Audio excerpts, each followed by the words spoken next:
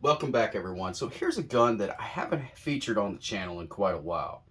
And I tell you what, if you guys have been with the channel a long time, you know I had an entire build series on this gun. And you can still find it on Odysee, but it's been deleted off of YouTube because of YouTube guidelines and everything. But I want to talk about this gun a little bit today. First of all, let's go ahead and hit on the history a little bit, okay? Now, we got to start with Yugoslavia. Yugoslavia captured a couple of Russian AKs. They copied them, made them their own for the most part, re-engineered them, and had what was called an unlicensed copy. Well, when Saddam came to power in Iraq, he wanted to start producing the AKs too. He wanted factories and everything. And well, he asked the Russians first, and the Russians basically told him no. They weren't up for it. So either he got in touch with the Yugoslavians or the Yugoslavians got in touch with him, Zastava. They were willing to set up factories and everything and help them out. So you had Iraqi AKs, which were basically unlicensed copies of unlicensed copies. Pretty cool little information. But the Iraqis, they called theirs Tabuks. And all of their AKs are pretty much Tabuks. This setup here stands out for most of them because of the hole in the stock and the longer barrel, which I know it's hard to see, but we'll move on down. This was their DMR setup for the most part, and they actually, instead of going to the 7.62x54R like most other countries did, they stayed with the 7.62x39. So yeah, this DMR, theirs, shot the 7.62x39.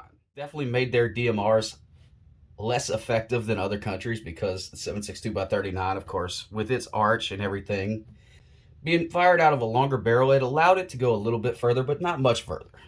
So that's the gist of it. They stayed with the 7.62x39. They came up with their own little design for the most part. Now let's talk about this gun in particular for a minute. Now getting an Iraqi AK over here in the United States is pretty much impossible. So what you have to do is build your own clone if you want one. And that's what I did here. I took a Yugoslavian M70 parts kit. The furniture itself was what stands out the most, the stock for the most part. It's made by Ironwood Designs.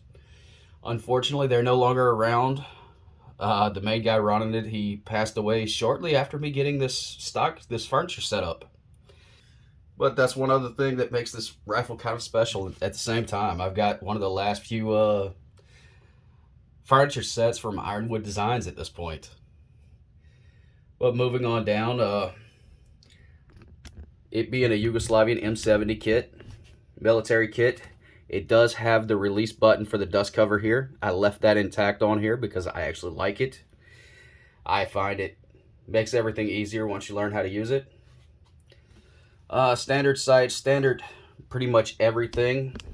Instead of the Yugoslavian gas block, I have a M90 adjustable gas block. It actually fit on the barrel just fine. The front sight as well is a Yugoslavian M90 front sight. I have an American-made Tabuk flash hider made by AK Builder. As far as the optic goes, I have the Russian NPZ 4x24 optic on it. It's a pretty cool little optic. It's definitely not as good as an American-made optic, but to complete the look, it completes the look. I have a Yugoslavian rail on the backside for this thing to connect to, which is something like the Dragunov rail for the most part. They work the same way at least. Everything else is pretty much standard on this gun. Everything else pretty much what came with the parts kit. The trigger group in here, the hammer trigger and all, I've of course polished up, made work the way I want it to work. So this has definitely been a good gun over the last few years. It's something I've always wanted. I'm gonna pull you guys out a little bit here, but checking it out in full, it's a gun I've wanted since the time I saw it. And well, you don't get these without building them. And actually, at this point, building them is becoming a lot more expensive and a lot harder to find the parts for. So don't think I'll ever be getting rid of this thing. I'm gonna keep it, enjoy it. I sure do like this thing. So anyway, for all you guys who haven't seen this, I know it's been quite a while since it's been featured on the channel.